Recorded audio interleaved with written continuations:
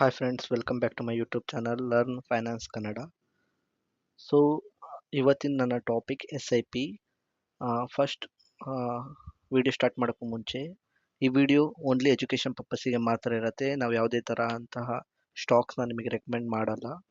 So stock market ಬಗ್ಗೆ ತಿಳ್ಕೊಳ್ಳಿ, ನಿಮ್ಮ ಓನ್ ರಿಸರ್ಚ್ ಮೇಲೆ ಸ್ಟಾಕ್ಸ್ ಮೇಲೆ ಇನ್ವೆಸ್ಟ್ ಮಾಡಿ. ಓಕೆ, ಇವತ್ತಿನ ನಮ್ಮ topic SIP. Okay friends, SIP ಅಂದರೆ ಏನು, ಅದು ನಮ್ದು ಇವತ್ತಿನ ಟಾಪಿಕ್.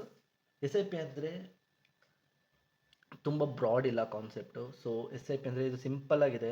ಸಿಂಪಲ್ಲಾಗಿ ಹೇಳ್ತೀನಿ, ಅರ್ಥ ಮಾಡ್ಕೊಳ್ಳಿ. ಲೈಕ್ SIP ಅಂತ ಹೇಳಿದ್ರೆ ಸಿಸ್ಟಮೆಟಿಕ್ ಇನ್ವೆಸ್ಟ್ಮೆಂಟ್ ಪ್ಲ್ಯಾನ್. ಓಕೆ, ನಿಮಗೆಲ್ಲ ಗೊತ್ತಿರೋದು SIP ಅಂದರೆ ಸಿಸ್ಟಮೆಟಿಕ್ ಇನ್ವೆಸ್ಟ್ಮೆಂಟ್ ಪ್ಲ್ಯಾನ್. ಹೌದು, SIP ಅಂದರೆ ಸಿಸ್ಟಮೆಟಿಕ್ ಇನ್ವೆಸ್ಟ್ಮೆಂಟ್ ಪ್ಲ್ಯಾನ್ ಮಾತ್ರ. ಇದೊಂದು ಟರ್ಮಿನಾಲಜಿ, ಓಕೆನಾ.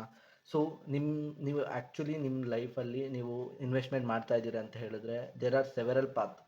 ನೀವು ಬೇಕಾದರೆ ಪೋಸ್ಟ್ ಆಫೀಸಲ್ಲಿ ಇನ್ವೆಸ್ಟ್ ಮಾಡ್ಬೋದು, ನೀವು ಆರ್ ಡಿ ಕಟ್ತಾ ಹೋಗ್ಬೋದು. ನಿಮಗೆ ಎಲ್ಲೆಲ್ಲಿ ಪ್ಲ್ಯಾಟ್ಫಾರ್ಮ್ ಸಿಗುತ್ತೋ ಅಲ್ಲೆಲ್ಲ ಪ್ರತಿ ತಿಂಗಳು ನೀವು ಅಮೌಂಟ್ ಕಟ್ತಾ ಹೋದರೆ ಅದಕ್ಕೆ ಏನಂತ ಕರೀತಾರೆ, ಸಿಸ್ಟಮೆಟಿಕ್ ಇನ್ವೆಸ್ಟ್ಮೆಂಟ್ ಪ್ಲ್ಯಾನ್ ಅಂತಲೇ ಕರೀತಾರೆ. ಬಟ್ ಸ್ಟಾಕ್ ಮಾರ್ಕೆಟಲ್ಲಿ ಈ ಟರ್ಮಿನಾಲಜಿ ನಿಮಗೆ ತುಂಬ ಸಿಗುತ್ತೆ. ಸೊ ಅದರಿಂದ ನೀವು SIP ಅಂದರೆ ಏನೋ ತುಂಬ ದೊಡ್ಡ ಟಾಪಿಕ್ ಅಂತ ಅಂದ್ಕೊಂಡಿರ್ತೀರ. ಸೊ SIP ಅಂತ ಹೇಳಿದ್ರೆ ಇಷ್ಟೇ, ಸಿಸ್ಟಮೆಟಿಕ್ ಆಗಿ ನಿಮ್ಮದು ಇನ್ವೆಸ್ಟ್ಮೆಂಟ್ನ ಪ್ಲ್ಯಾನ್ ಮಾಡ್ಕೊಂಡು ಇನ್ವೆಸ್ಟ್ ಮಾಡೋದು, ಅದಕ್ಕೆ SIP ಅಂತ ಕರೀತಾರೆ, ಓಕೆನಾ.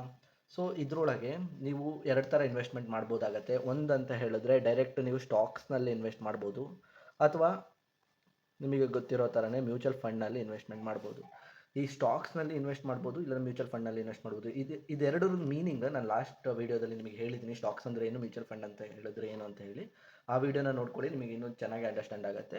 ಸೊ ಇವಾಗ SIP ಸ್ಟಾಕ್ಸಲ್ಲಿ ಮಾಡೋದಂತ ಹೇಳಿದ್ರೆ ನಿಮ್ಮ ಪ್ರಿಫರೇಬಲ್ ಸ್ಟಾಕ್ಸ್ ಮೇಲೆ ನೀವು ಪ್ರತಿ ತಿಂಗಳು ಇಷ್ಟು ಅಮೌಂಟ್ನ ನಾನು ಡೆಪಾಸಿಟ್ ಮಾಡ್ತಾ ಹೋಗ್ತೀನಿ ಅಂತ ಏನಾದರೂ ನೀವು ಡಿಸೈಡ್ ಮಾಡಿ ಇನ್ವೆಸ್ಟ್ ಮಾಡಿದ್ರೆ ಅದು ಸ್ಟಾಕ್ಸ್ನಲ್ಲಿ SIP ಮಾಡಿರ್ತಾರೆ, ಓಕೆನಾ.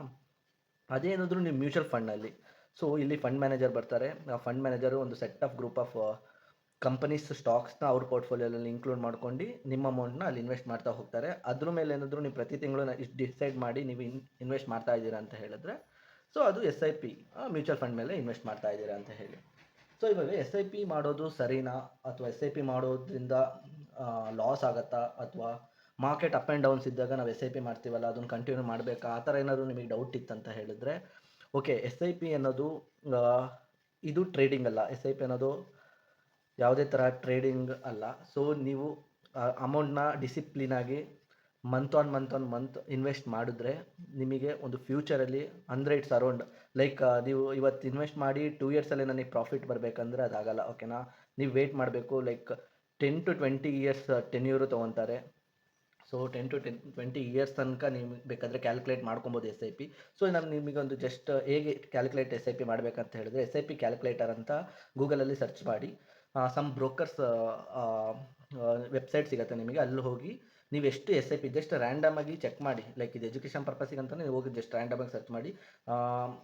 ಲೈಕ್ ನಂದು ಮಂತ್ಲಿ ಇನ್ಸ್ಟಾಲ್ಮೆಂಟ್ 2000 ಇದೆ, ನಿಮಗೆ ಇಷ್ಟು ಪರ್ಸೆಂಟೇಜ್ ಆಫ್ ಇಂಟ್ರೆಸ್ಟ್ ಬೇಕು, 2000 ಮಂತ್ಲಿ ಇನ್ಸ್ಟಾಲ್ಮೆಂಟ್ ಇದೆ, ಸೊ ಟೆನ್ಯೂರು ಇಷ್ಟು ಇಯರಿಗೆ ಅಂತ ಹೇಳಿ ಜಸ್ಟ್ ಚೆಕ್ ಮಾಡಿ. ನಿಮ್ಮದು ಇನ್ವೆಸ್ಟ್ಮೆಂಟ್ ಎಷ್ಟಿದೆ ಮತ್ತು ನಿಮ್ಮ ಪ್ರಾಫಿಟ್ ಎಷ್ಟು ಬರುತ್ತೆ ಅಂತ ಹೇಳಿ ಅಲ್ಲಿ ಎಸ್ಟಿಮೇಟ್ ಮಾಡಿ ನಿಮಗೆ ಒಂದು ಅಮೌಂಟ್ ಕೊಡ್ತಾರೆ. ಸೊ ಇದ್ರ ಮೇಲೆ ನೀವು ಕ್ಯಾಲ್ಕುಲೇಟ್ ಮಾಡ್ಬೋದು. ಲೈಕ್ ಈ SIPಯಲ್ಲಿ ನಿಮಗೆ ಇನ್ನೊಂದು ಥರ ಕಾನ್ಸೆಪ್ಟ್ ಬರುತ್ತೆ. ನೀವು ಈ ಪೋರ್ಟಲಿಗೆ ಹೋದರೆ, SIP ಕ್ಯಾಲ್ಕುಲೇಟರ್ ಪೋರ್ಟಲಿಗೆ ಹೋದರೆ ನಿಮಗೆ ಅಲ್ಲಿ ಮಂತ್ಲಿ ಇನ್ಸ್ಟಾಲ್ಮೆಂಟ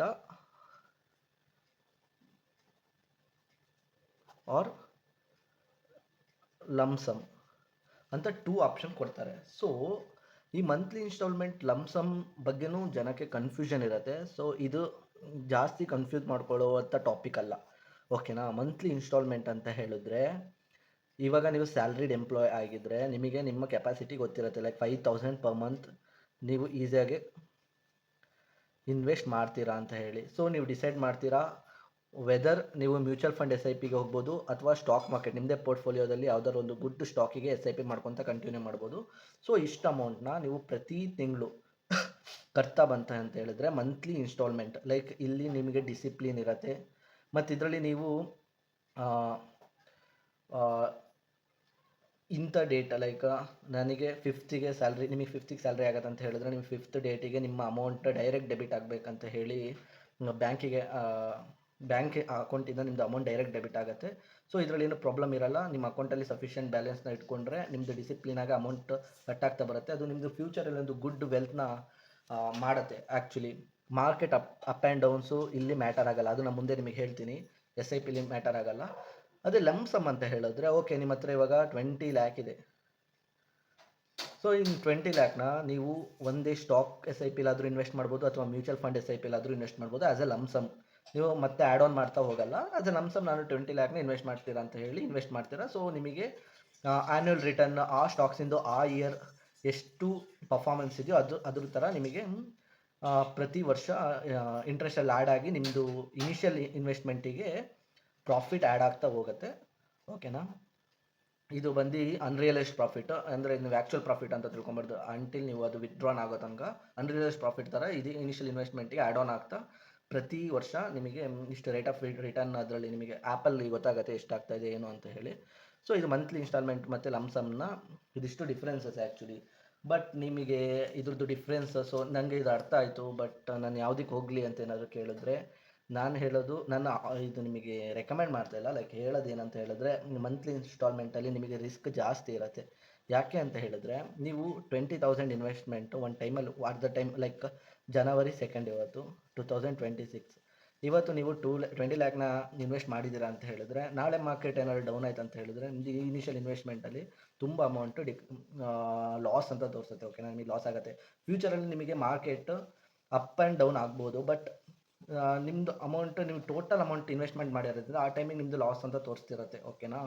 ಸೊ ಅದರಿಂದ ನೀವೇನಾದ್ರು 5,000 ಕ್ಲೀನಾಗೆ ಮಂತ್ ಆನ್ ಮಂತ್ ನೀವು ಇನ್ವೆಸ್ಟ್ಮೆಂಟ್ ಮಾಡ್ತಾ ಹೋದರೆ ಮಾರ್ಕೆಟ್ ಅಪ್ ಆ್ಯಂಡ್ ಡೌನ್ಸು ನಿಮಗೆ ಮ್ಯಾಟರ್ ಆಗಲ್ಲ. ಓಕೆನಾ? Market up and downs matter ಆಗಲ್ಲ. ನಿಮ್ಮದು ಕಾಸ್ಟ್ ನೀವು ಏನು ಇನ್ವೆಸ್ಟ್ಮೆಂಟ್ ಮಾಡಿರ್ತೀರೋ ಅದು ಆವ್ರೇಜ್ನಲ್ಲೇ ಇರುತ್ತೆ. ಆ್ಯಕ್ಚುಲಿ ನಿಮ್ಮದು ಜನವರಿ ಮಂತು ಮಾರ್ಕೆಟ್ ಫುಲ್ ಅಪ್ ಟ್ರೆಂಡಲ್ಲಿದೆ ಅಂತ ಹೇಳಿದ್ರೆ, ನಿಮ್ಮದು ಬೈಯಿಂಗ್ ಯೂನಿಟ್ ಮಾರ್ಕೆಟ್ನಲ್ಲಿ ಕಡಿಮೆ ಆಗ್ತಾ ಹೋಗುತ್ತೆ.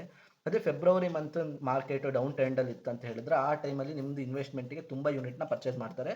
ಸೊ ನಿಮ್ಮದು ಆ್ಯಕ್ಚುಲ್ ಇನ್ವೆಸ್ಟ್ಮೆಂಟ್ ಇದೆಯಲ್ಲ, ಆ್ಯಕ್ಚುಲ್ ಇನ್ವೆಸ್ಟ್ಮೆಂಟ್ ಆವ್ರೇಜಲ್ಲೇ ಇರುತ್ತೆ. ನಿಮ್ಮದು ಆ್ಯಕ್ಚುಲ್ ಇನ್ವೆಸ್ಟ್ಮೆಂಟ್ ಆವ್ರೇಜಲ್ಲಿ ಇರುತ್ತೆ. ಸೊ ರಿಸ್ಕ್ ಅನ್ನೋದು ಇಲ್ಲಿ ತುಂಬ ಕಂಪ್ಯಾರಿಟಿವ್ಲಿ ಲಮ್ಸಮ್ಮಿಗೆಗಿಂತ ತುಂಬ ಕಡಿಮೆ ಇರುತ್ತೆ. ರಿಸ್ಕ್ ಅನ್ನೋದು ತುಂಬ ಕಡಿಮೆ ಇರುತ್ತೆ. ಓಕೆನಾ?